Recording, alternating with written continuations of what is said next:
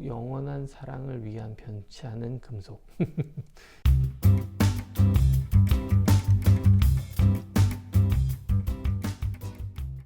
안녕하세요. 다이아몬드의 정석 이동우입니다. 반지든 목걸이든 귀걸이든 보통 다이아몬드로 세팅을 하시는 경우에는 화이트 골드 혹은 플래티늄 많이 선택하시죠. 그 차이 오늘 제가 안내해 드릴 테니까 어떤 것을 선택해야 되는지에 대한 부분을 판단하시기에 좋은 정보가 되실 겁니다. 끝까지 시청해 주시면 감사하겠습니다. 시청해 주시기 전에 아직 구독과 좋아요 눌러주지 않으신 분들 계시면 꼭 부탁드리겠습니다. 저희 다이아몬드 정석에 큰 힘이 돼가고 있습니다. 감사합니다. 화이트 골드는요, 순금을 이용해서 합금을 합니다. 무른 금속이거든요, 순금이. 그래서 좀 딱딱하게 만들기 위해서 합금을 하게 되는데, 그럴 때에 약간 하얀색이 나게끔 만드는 금속이 있습니다. 그 금속을 타게 되면 노란 금이 약간 하얘지는데, 말씀드렸듯이 약간만 하얘집니다. 그래서 표면을 한번 도금하게 되죠. 그게 이제 화이트 골드고요. 플래티늄 백금은 원래 원색이 하얀색입니다. PT라는 동위원소로 되어 있는데, 그 또한 약간 물러서 순금보다는 좀 딱딱합니다만 형태를 유지하거나 보석을 물려져 있기에는 위험해서요, 합금을 하게 되는데, 보통 95%의 백금과 5%의 합금 금속을 섞어서 세팅합니다. 이게 이제 보통 PT950 해서 백금입니다. 플래티늄이라고 할 수 있죠. 이 둘의 차이를 한번 하나씩 짚어가도록 하겠습니다. 색상입니다. 화이트 골드는 앞서 말씀드린 것처럼 살짝 노란색과 하얀색의 중간색입니다.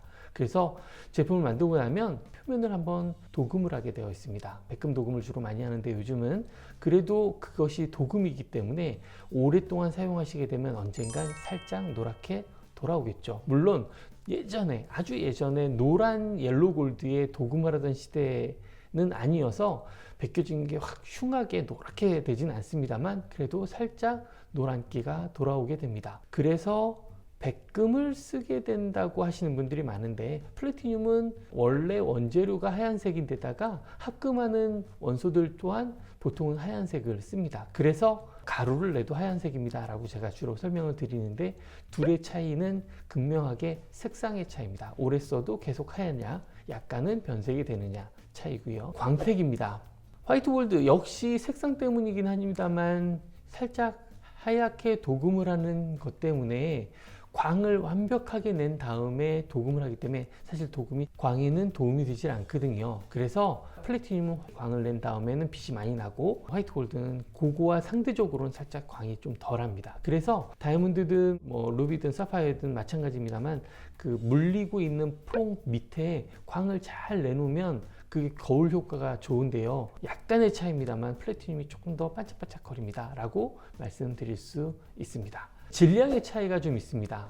순금도 무거운 금속이긴 합니다만, 백금이 조금 더 질량이 높아서요, 같은 부피면 약간 더 묵직합니다. 이건 뭐 큰 차이가 있나 라고 하시는 분도 있을 수 있습니다만, 반지나 목걸이 혹은 귀걸이에서 중량감이 사실은 귀한 느낌을 주는 부분도 있습니다. 그래서 같은 부피면 플래티늄이 약간 더 묵직해서 무겁게 느껴지고요, 18K나 14K는 조금 더 가벼운 느낌이 들기도 합니다. 이게 이제 계속 화이트 골드보다는 플래티늄이 좋다는 얘기만 나오고 있는데요, 요 또 다음번 특징은 스크래치 부분을 말씀을 드려야 되는데, 화이트 골드보단 플래티늄이 조금 더 스크래치가 좀 심합니다. 착용함에 있어서 좀 잔상이라고 하죠. 일본말로 기스, 알아들을 수 있게 일부러 썼습니다. 스크래치 혹은 기스가 나는 게 약간 뿌옇게 되는 게 화이트 골드보단 플래티늄이 좀 더 심합니다. 그래서 단기간으로 약간 험이 쓰신다고 표현해야 되나요? 뭔가를 반지 같은 경우라고 치면, 반지를 끼고 뭔가를 잡거나 딛거나 만지면 한 몇 주 안에 플래티늄 같은 경우는 약간 뿌옇게 되는 상황이 벌어지고요, 화이트 골드는 스크래치에 대한 부분이 조금 강한 편입니다. 요게 차이가 있고요. 마지막으로 플래티늄은 가격이 높습니다.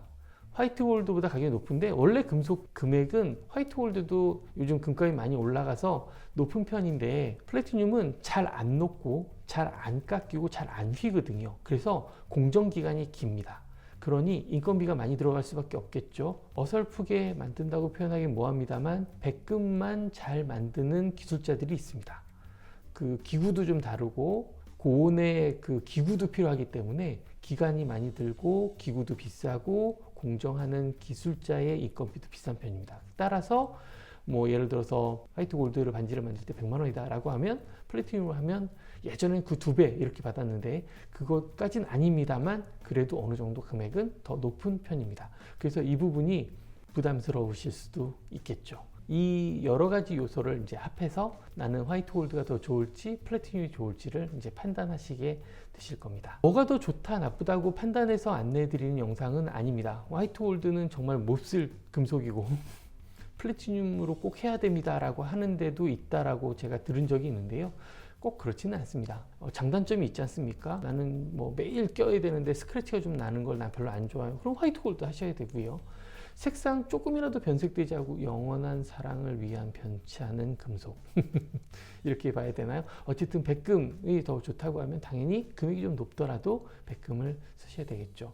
난 일주일 만에 반지를 꼭 만들어야 돼요. 그럼 백금으로는 아마 제작하기 어렵지 않을까 싶습니다.